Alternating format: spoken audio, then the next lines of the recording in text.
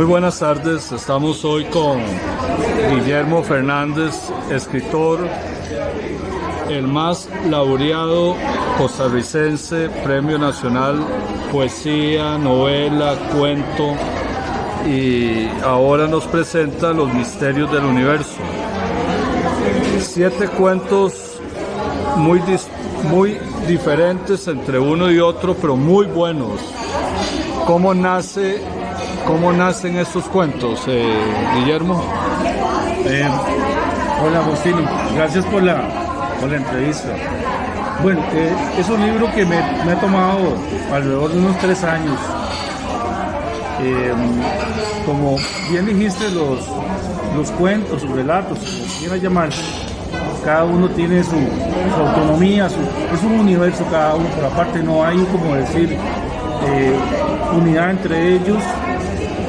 Pero bueno, hace poco una persona, por cierto, Rafael Cuevas, que va a hablar sobre el libro en la feria del libro, y en una mini presentación donde también voy a presentar su libro, me dijo que eran cuentos con finales desconcertantes, que eran como especie de, vamos a ver, proyectos donde establezco crisis existenciales de los personajes, que a la larga son también mis propias crisis, ¿verdad? Claro.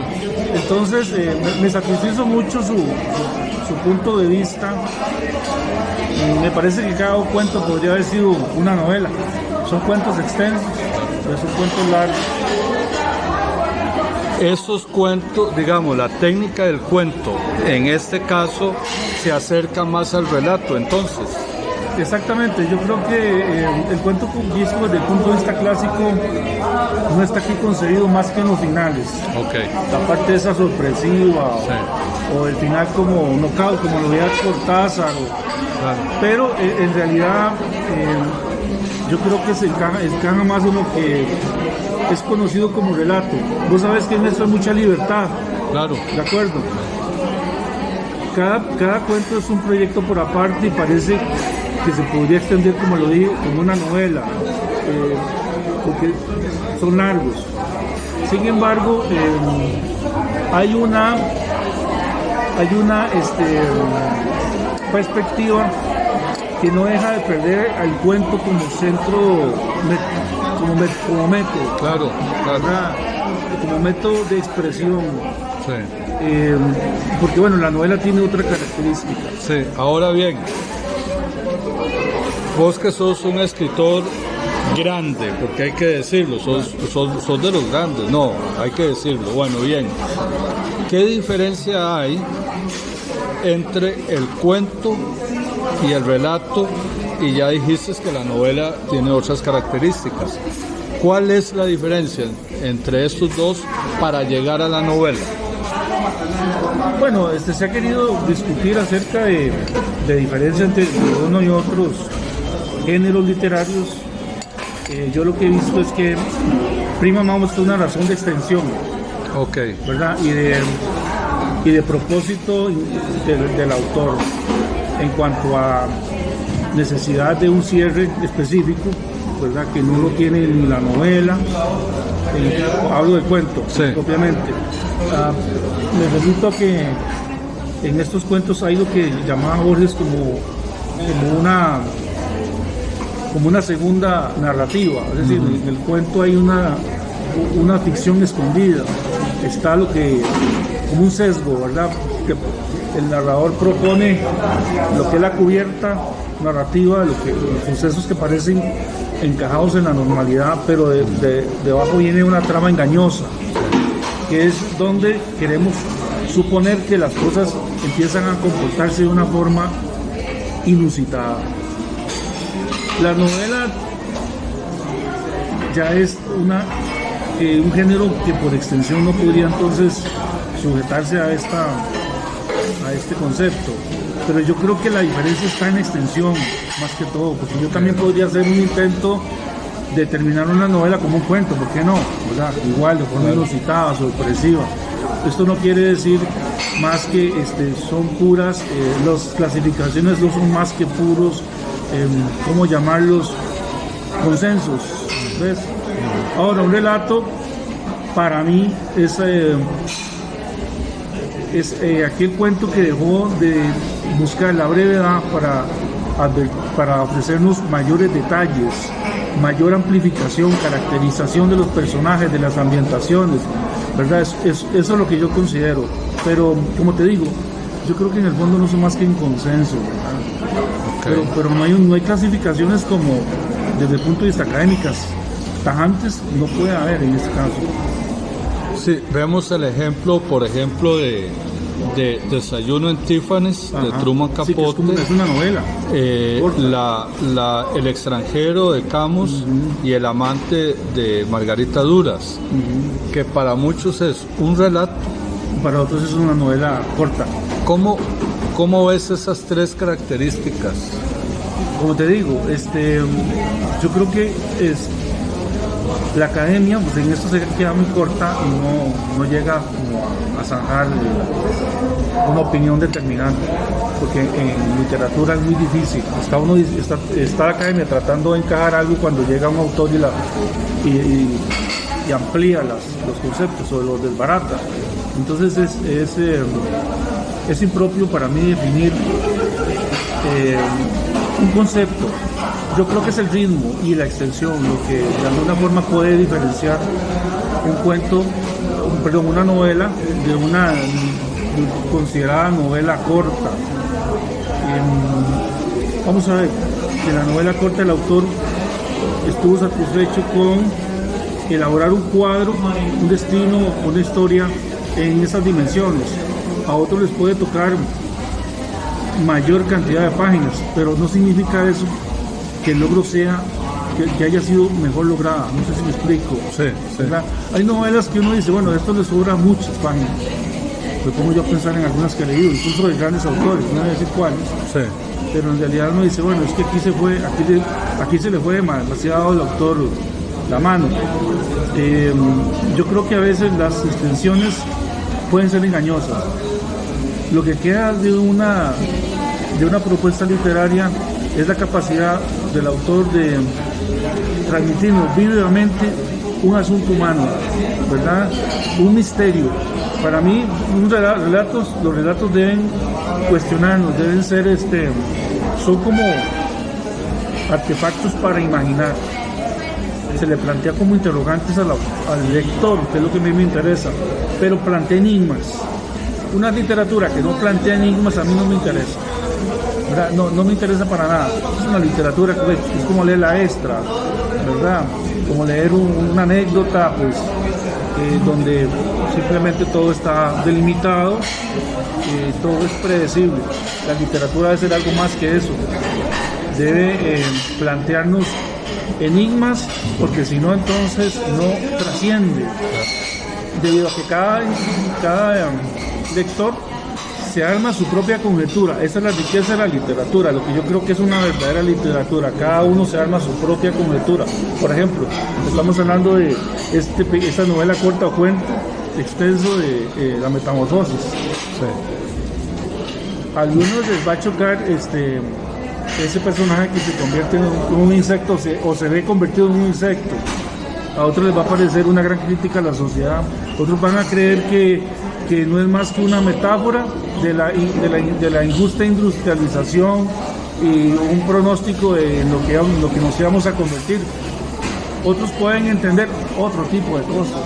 Otros pueden hablar de literatura fantástica.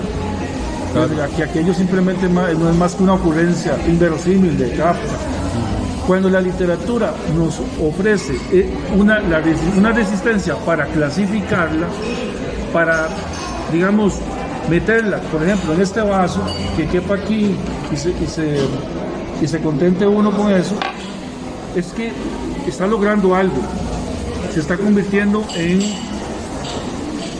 un artefacto para imaginar, es un artefacto, un cosmos que nos interroga constantemente. Eso para mí es literatura.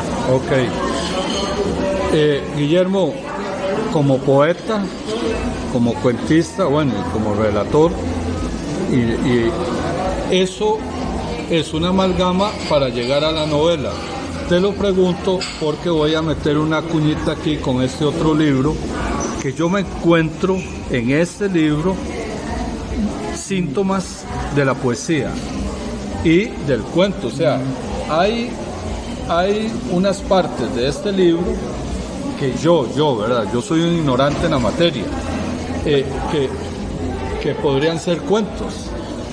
Haces en este libro, Te busco en las tinieblas, haces esa amalgama. Sí, bueno, ahí te vas a encontrar anécdota, datos históricos. Yo también creo en histórico, creo en los datos y hago investigación para hacer literatura. Lo que pasa es que eso tiene una... esos datos se convierten en literatura en el momento en que yo lo mezclo con poesía y lo mezclo con fabulación. Claro. En este libro, por ejemplo, a pesar de que es un libro sobre el duelo, ¿verdad? Por la muerte de un pariente muy cercano, de un hijo,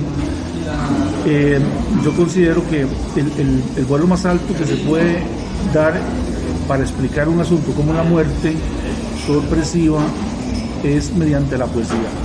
Entonces por eso indago en la poesía. Ahora bien, a mí me parece que la poesía debe estar siempre muy al lado de la prosa. Eso lo decía Rapón. Por ejemplo, Rapón decía, para mí Rapón es mi maestro, unos ensayos que tiene, yo siempre los he leído y releído. Él decía que había que acercar la prosa a la mejor poesía, tratar de que estuviera o que fuera de lado a la poesía. ¿Por qué? Porque la prosa sin poesía es simple anécdota. La prosa sin poesía no es más que materia bruta, la podemos encontrar en cualquier lado. Pues un autor me decía hace poco, hace como un año, me decía, mira, es que yo nunca leo poesía, ni sé qué es eso. Es más, a mí me llega un libro de poesía y se lo doy a la doña.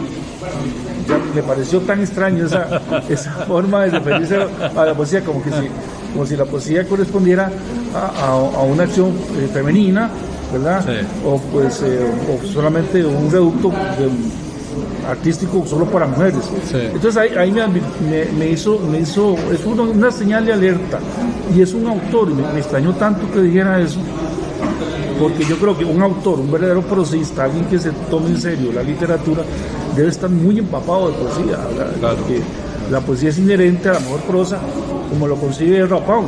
Claro. ¿Qué significa esto? Tiene que haber concisión, tiene que haber imaginación, tiene que haber de alguna manera un salto cualitativo. La prosa debe representar, con respecto a otras formas de expresión, un salto cualitativo. No se puede quedar simplemente en la descripción anodina de los hechos o en la caracterización limitada de los personajes. Tiene que haber un trasfondo enigmático por el cual uno quiera seguir leyendo, o con el cual uno pueda hacer una conexión con esos personajes, o con esa intriga extraña, enigmática, ¿verdad? Porque si no, pues nos quedamos en la superficie. Bueno, precisamente en este libro, volviendo a tenés el del hombre que enfrenta en Tiamén. Ese es un cuento muy interesante. Me gustaría que nos hablaras de claro. Eso. A mí ese tema me apasiona mucho, porque yo, antes que, digamos, escritor, ¿verdad? Si me clasifico como tal, también investigo, porque en cada cuento hay una investigación. Sí. Es decir, yo no consigo eso de sentarse a escribir, porque sí, ¿verdad? Es una cuestión ahí como catarsis. Hay que investigar. Claro. Si uno quiere dejar algo serio, ¿verdad? En la sociedad que le tocó vivir, hay que tratar temas que de alguna manera se amarren con la realidad y que sean medios para seguir cuestionándonos el mundo, ¿verdad? Ese cuento se titula El arquitecto y el hombre tanque. Es un homenaje que yo le hago al famoso hombre tanque. No sé si te acuerdas plenamente de lo que ocurrió en la plaza de Tiananmen en 1989, creo que por ahí, cuando las tropas del Partido Comunista invadieron esa plaza, hicieron una masacre. Luego toda la comunicación se cerró al mundo, nunca más se supo nada. Había un hombre, no sé, salió de la multitud, de los que iban caminando, no sé, de los que iban protestando, nunca se supo no parecía ni siquiera parte de los que protestaban porque andaba con una bolsita, parecía que venía saliendo del más por menos, ¿verdad?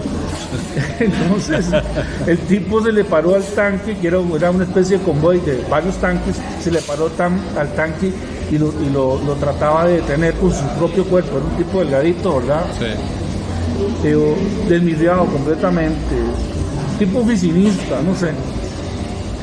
Y el convoy pues se detuvo, imagino que recibió órdenes de que no lo mataran porque había unos periodistas en otro hotel que eran de una agencia internacional occidental que estaban tomando videos sobre lo que ocurría.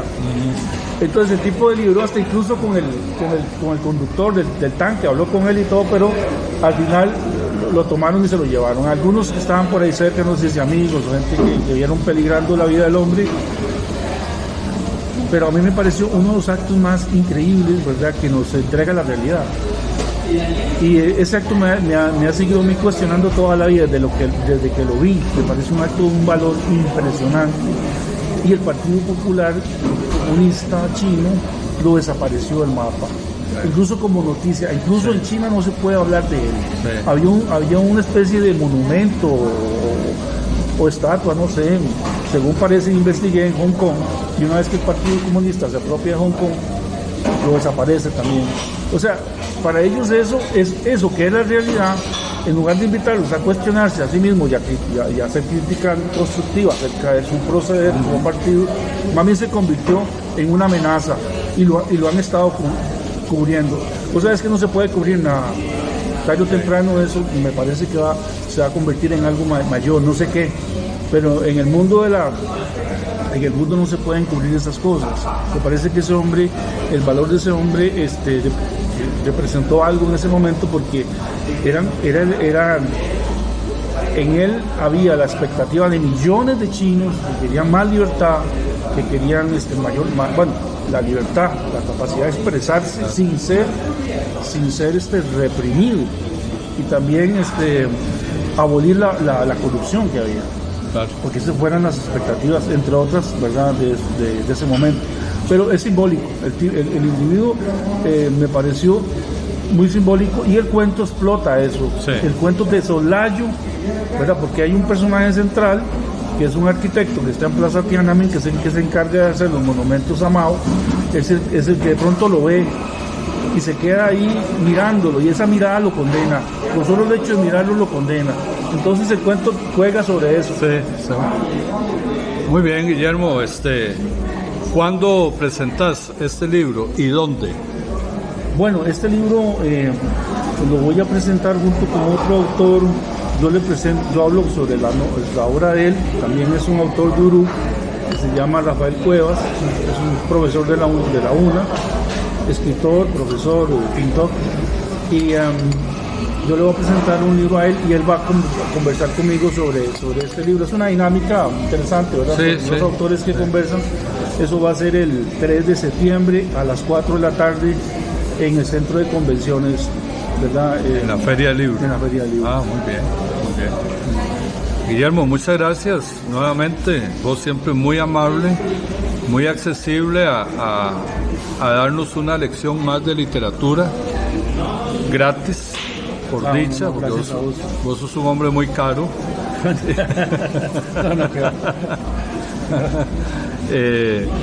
Y bueno, lo mejor de lo mejor con este libro. Y nuevamente muchas gracias, Guillermo. Gracias, Faustino, más bien el tiempo que te has tomado para hablar sobre eso. No, claro. Pura vida. Pura vida. Gracias.